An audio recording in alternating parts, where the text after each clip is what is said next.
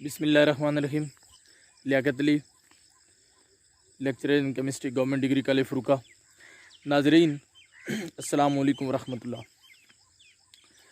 रात हम इधर अपने रिश्तेदारों के पास आए हुए थे, तो रात देर तक गपशप होती रही, जागते रहे, लतीफ़े चुटकुले भी होते रहे। और इस चीज़ से बिल्कुल दरकिनार के हमने सुबह जागना भी है, सुबह दिन भी होना है, तो लिहाजा आँख कैसे खुलेगी और बाकी काम जो हैं वो मुनज़्ज़म तरीके से कैसे होंगे, और जो है वो नींद दिमाग में चढ़ी होगी, तो हम तो टाइमली जाग भी नहीं पाएंगे। तो ये सोचे बगैर हम रात जो है वो 1 बजे तक जागते रहे, और सुबह कोई ठीक तरह से जाग नहीं हुई, नमाज भी पढ़ी है तो बस सोए हुए दिमाग के साथ। तो अब वॉक की तो मुझे आदत है ही नाज़रीन, आपको पता है, आपको भी नसीहत करते रहता हूँ मॉर्निंग वॉक। तो वॉक के लिए अब निकला हूँ, तो मैंने सोचा कि अब यही बात मैं सोच रहा था कि अब चूँकि रात को ठीक तरह ना सोने की वजह से अभी तक मेरे माइंड में यही चीज़ थी कि अब मैंने जो वापस घर को निकलना है और फासला भी है, तो मैं ड्राइव कैसे करूँगा। ठीक है, मैं तो कहीं ड्राइविंग के दौरान ही ना सो जाऊँ।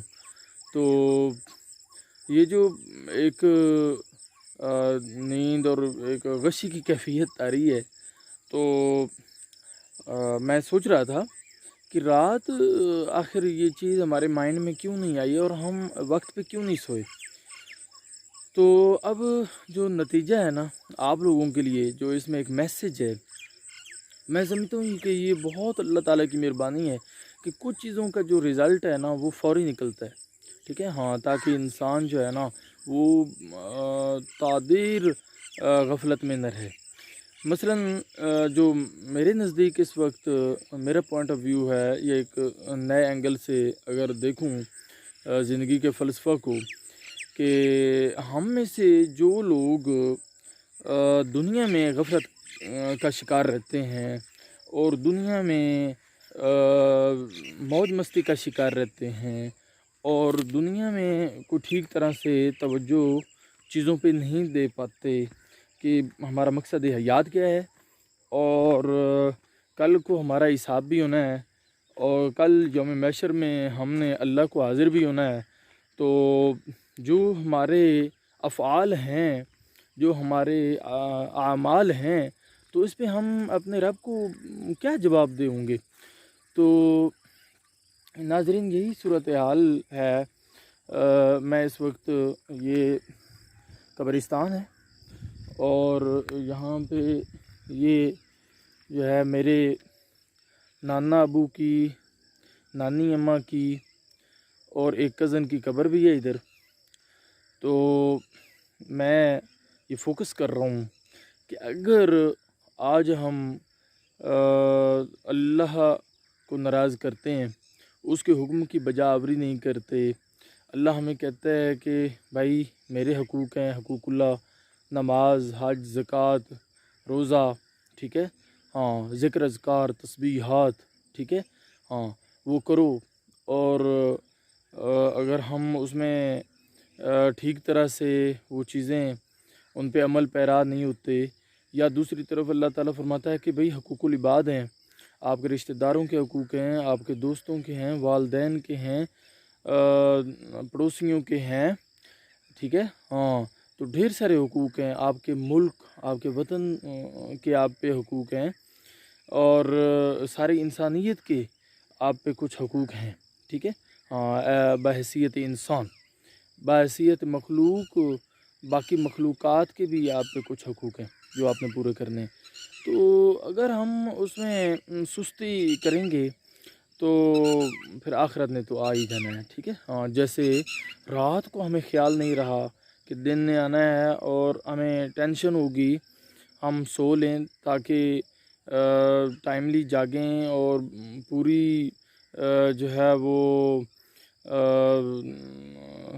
کہہ لیں کہ پوری تر و تازگی کے ساتھ جاگیں اور فریش مائنڈ کے ساتھ اپنے جو روزانہ کے امور ہیں وہ اپنے انجام کو پہنچائیں۔